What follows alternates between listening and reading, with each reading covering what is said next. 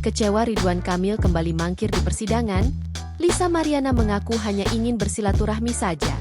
Ridwan Kamil kembali tidak hadir di sidang gugatan perdata yang diajukan Lisa Mariana. Sidang itu digelar di Pengadilan Negeri, PN, Bandung pada Rabu, 28 Mei 2025.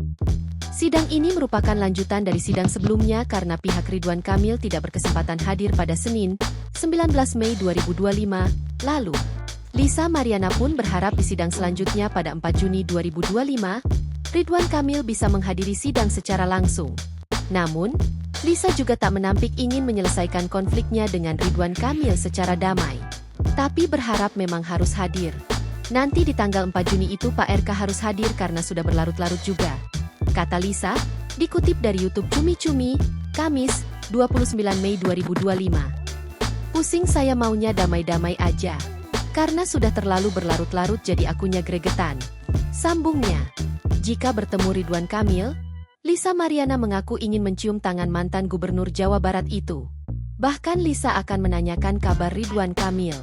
Cepetan gitu jangan terlalu banyak gimana. Saya mau silaturahmi, pengen cium tangan saja, ucap Lisa Mariana.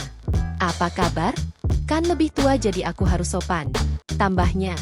Download Tribun X sekarang, menghadirkan lokal menjadi Indonesia.